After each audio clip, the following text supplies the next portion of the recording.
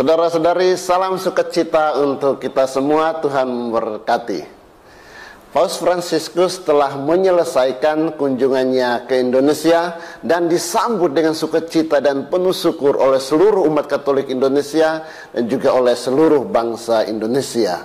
Semua orang Katolik dan juga umat beragama lain yang tidak fanatik tentu mempunyai kesan positif dan perasaan terharu dengan kunjungan Paus Fransiskus ke Indonesia.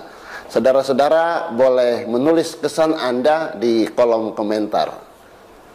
Akan tetapi kita tahu juga bahwa ada oknum-oknum tertentu yang sangat fanatik berlebihan, tidak senang dengan kehadiran Paus Fransiskus di Indonesia.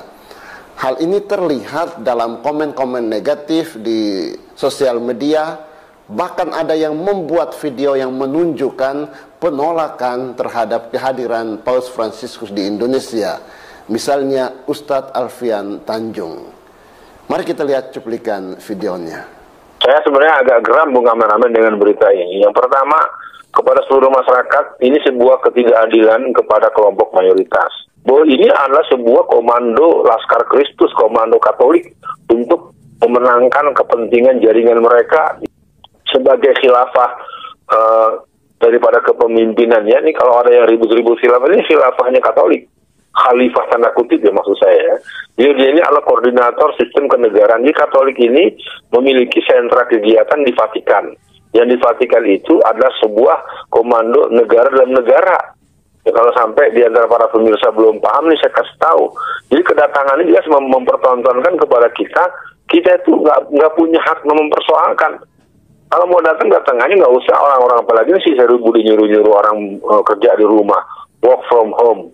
Ngapain? Udah biasa aja masing-masing. Ini bukan kedatangan biasa, ini merupakan kedatangan yang menunjukkan bahwa ada satu titik totok untuk memperkuat Katolik dan gerakan kristenisasi yang mereka secara prinsip bermusuhan antara Protestan dengan Katolik, tetapi dalam menghadapi umat Islam, mereka bekerja sama. Paus yang mau bicara di hadapan kita di Istiqlal itu harus diblok, dan yang paling bagus sebetulnya Paus itu diminta atau segera dideportasi untuk segera pulang karena Anda tidak cocok untuk menimbulkan kerukunan. Justru kedatangan Anda menimbulkan keresahan bagi orang-orang yang meyakini prinsip-prinsip tauhid, dan kalau mau rukun itu nggak usah ngajarin tuan rumah, lu datang ke rumah orang ya udah baik-baik saja, gimana gitu kan, jangan malah ngatur-ngatur dan ngajar-ngajarin. Ini sekali lagi kepada para tokoh-tokoh Islam, bersikap dong, nyatakan pernyataan-pernyataan yang sifatnya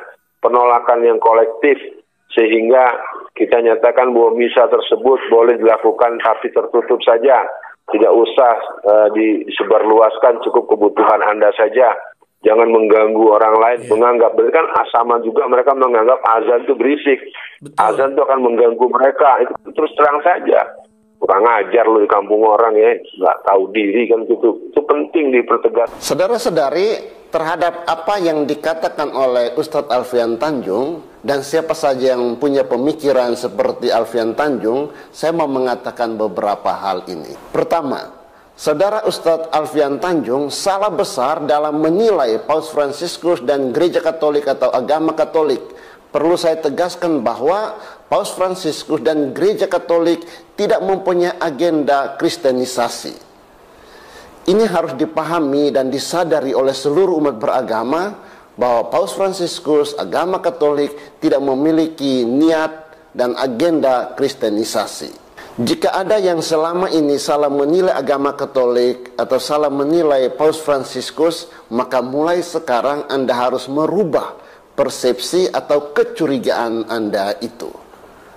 Kedua, ada 3 kata kunci yang menjadi tema besar dalam kunjungan Paus Fransiskus di Indonesia. Yang pertama, faith, iman. Yang kedua, fraternity, persaudaraan. Dan yang ketiga, compassion, bela rasa. Inilah yang mau dipromosikan oleh Paus Fransiskus. Paus Fransiskus bahkan kagum akan semboyan bangsa dan negara kita, yaitu Bhinneka Tunggal Ika, yang menjadi perekat dan pemersatu bangsa kita yang plural ini. Maka sekali lagi kami tegaskan, tidak ada misi kristenisasi seperti yang oknum-oknum tertentu pikirkan atau mencurigai. Poin yang ketiga, perlu Anda ketahui bahwa Paus Fransiskus ini adalah pimpinan tertinggi agama Katolik seluruh dunia dan sekaligus kepala negara Vatikan. Dan bahwa ada hubungan diplomatik antara Indonesia dan Vatikan. Bahkan sejak awal kemerdekaan Indonesia, Vatikan sudah mengakui kemerdekaan Indonesia. Maka kedatangan Paus Fransiskus ke Indonesia memang harus disambut dengan protokol kenegaraan. Negara Indonesia harus menjaga agar kedatangan Paus Fransiskus ke Indonesia dijamin keamanannya. Dan itu tugas negara Indonesia. Terima kasih kepada negara Indonesia, pemerintah yang sudah menerima kehadiran Paus Fransiskus dan menjamin keamanannya. Terima kasih kepada semua pihak. Kita bersyukur bahwa Paus Fransiskus meskipun sebagai tamu negara, ia tetap menunjukkan contoh atau kesaksian hidup yang selama ini dihayati sebagai seorang tokoh agama tertinggi dalam gereja Katolik. Kesederhanaan yang dihayatinya, bela rasa yang dihidupinya, wajah damai dan kasih yang ditunjukkannya, dan kesaksian hidup lainnya sungguh menjadi pesan bagi kita semua. Itulah keutamaan hidup yang dihayati dan dihidupi oleh Paus Fransiskus yang bisa menjadi contoh dan kesaksian bagi dunia, bagi kita semua. Teman-teman boleh komen di kolom komentar soal kesederhanaan atau keutamaan hidup dari Paus Fransiskus. Saudara-saudari, saya juga mau mengutip apa yang dikatakan oleh Ade Armando dan juga Rudy Kamri dalam channel Kanal Anak Bangsa tentang apa yang dikatakan oleh Ustadz Alfian Tanjung soal Paus Fransiskus. Kita lihat cuplikan videonya. Orang seperti Alfian adalah contoh pemuka Islam yang di dalam hatinya ada kebencian mendalam tentang Kristen. Apa yang dikatakan di dua video itu sangat mengada-ada. Untuk diketahui ya, Paus itu datang ke Indonesia atas undangan pemerintah. Dia sendiri sebenarnya datang untuk menemui umat Katolik. Namun pemerintah memintanya untuk berbicara dengan umat Islam dan umat beragama lain melalui rangkaian acara di berbagai lokasi berbeda. Yang ingin dibangun adalah komunikasi antar agama, antar negara, antar budaya. Kita harus ingat, Indonesia adalah negara dengan penduduk Islam terbesar di dunia, sementara Paus adalah pemimpin tertinggi umat Katolik dunia. Kunjungan Paus ke Indonesia jadinya merupakan acara untuk menanam dan mengembangkan perdamaian di dunia. Bila semua umat saling memahami dan menghargai, dunia akan terbebas dari peperangan, perkelahian, dan perpecahan berbasis agama, suku, ras, dan antar golongan. Saya sadar, Alfian memang ingin menumpahkan kebenciannya kepada Paus, kepada umat Katolik dan Kristen, serta kepada semua pihak yang mendukung kehadiran Paus, semata-mata karena cara berpikirnya memang sempit. Dia tidak ingin umat Islam bersahabat dengan umat Kristen dan Katolik dan bahkan dengan umat beragama lain. Orang seperti Alfian Tanjung ini adalah salah satu sumber masalah di Indonesia. Makanya saya heran ada beberapa ustadz, termasuk Ustadz Alfian Tanjung, yang membuat narasi yang sangat kasar gitu ya, seolah-olah kunjungan Paus ini mengganggu ibadah umat Muslim. Itu tidak benar. Saya umat Muslim gitu. Saya begitu berbahagia kunjungan Paus karena ini adalah ekspresi toleransi yang nyata. Paus selalu menghargai Pancasila, pembukaan konstitusi kita, bahkan semboyan negara Bhinneka Tunggal Ika itu selalu disampaikan oleh Paus bahwa ini adalah semboyan negara yang sangat-sangat indah. Umat Islam tidak terganggu. Justru saya merasa ini adalah kebanggaan saya sebagai rakyat Indonesia, seorang pemimpin tertinggi umat Katolik dunia berkenan hadir di Indonesia, menyapa masyarakat Indonesia, dan ini sudah terjadi dan sangat indah. Jadi Alfian Tanjung dan beberapa orang yang lain harus belajar memaknai ini dengan hati yang bersih, kacamata yang murni, kacamata teologi yang benar-benar bahwa kita semua manusia sama di mata Tuhan. Bahkan ada seruan deportasi paus, itu suatu ujaran atau narasi yang keblinger. Paus itu adalah tamu negara. Paus itu adalah pemimpin tertinggi umat Katolik di dunia, dan Katolik adalah agama resmi yang diakui oleh negara. Saudara-saudari, semoga saudara Ustadz Alfian Tanjung dan siapapun yang punya pandangan negatif atau kecurigaan terhadap agama Katolik hendaknya dibuang, karena Gereja Katolik, Paus Fransiskus tidak agenda apapun untuk kristenisasi.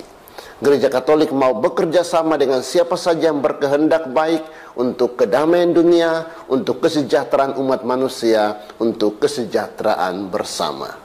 Bagi umat Katolik, semoga pengalaman iman yang Anda dapatkan dari kunjungan Paus Fransiskus ini meneguhkan imanmu, dan teruslah hadir sebagai saksi Kristus di dunia ini yang membawa damai dan kasih bagi sesama. Haleluya, haleluya, haleluya. Assalamualaikum warahmatullahi wabarakatuh. Salam Aki, aku kabarkan Injil keselamatan. Bapak Ibu kasih Tuhan, ketemu lagi dengan saya Evangelis Avraham Effendi Usman. Bagaimana kabar Bapak Ibu semua? Tentu luar biasa.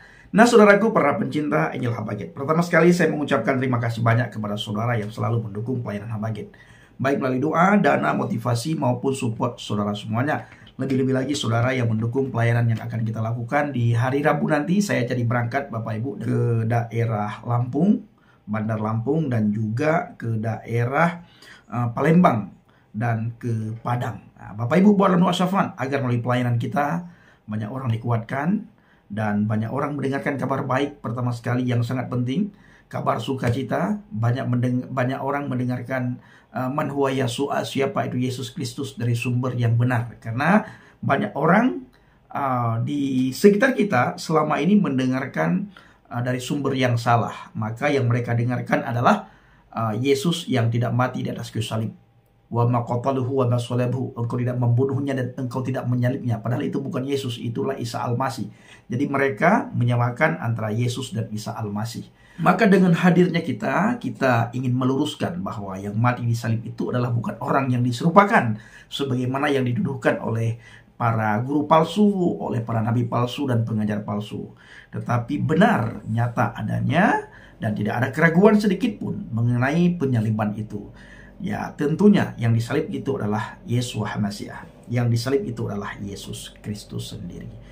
Saudaraku, yang kedua saya berdoa kiranya Bapak Ibu semua selalu dalam lindungan Tuhan, dijauhi dari segala mara bahaya, celaka, musibah, sakit, penyakit, maupun dari hal yang tidak kita inginkan. Apalagi kita melihat berita-berita di media sosial hari ini, akan terjadi gempa bumi di mana-mana. Dan kalau kita melihat peta yang dibagikan oleh BMKG, itu sudah tidak ada tempat bagi kita untuk sembunyi, ya, tidak ada tempat bagi kita untuk berlindung. Makanya saudaraku, Tuhan adalah tempat perlindungan kita. Tuhan adalah tempat kita berlindung. Tuhan adalah satu-satunya pengharapan kita. Maka dekatkan diri kita kepada Tuhan, bangun hubungan dengan Tuhan, karib dengan Tuhan, melekat dengan Tuhan, dan intim dengan Tuhan. Nah, caranya bagaimana Bang Effendi? Ya, dengan membaca firman Tuhan. Tiap hari kita membaca firman Tuhan. Karena ketika kita membaca firman Tuhan, kita lagi mendengar suara Tuhan. Nah, lalu kita berbicara kepada Tuhan. Nah, kapan kita berbicara kepada Tuhan? Ketika kita berdoa. Di saat kita berdoa, kita berbicara kepada Tuhan. Kita membangun hubungan dengan Tuhan. Di saat kita berdoa. Dan di saat kita membaca firman-Nya Tuhan, kita lagi mendengar suara Tuhan dan Tuhan berbicara kepada kita. Makanya dekatkan diri kita sedekat mungkin, ya, seerat mungkin, seintim mungkin dengan Tuhan Bapak Ibu, karena Tuhan adalah tempat pertolongan kita. Sebaik-baik penolong kita adalah Tuhan, saudaraku. Nah, bayangkan Bapak Ibu, kalau kita melihat peta yang dibagikan oleh BMKG, kemana kita harus berlindung? Itu gempa Megatron itu sangat besar sekali, ya. Tapi jangan takut. Sebelum BMKG memberitahukan akan gempa, Alkitab sudah mencatat bahwa nanti akan terjadi gempa besar-besaran. Gempa di mana-mana, bencana di mana-mana, penyakit di mana-mana, ya. Kelaparan terjadi di mana-mana.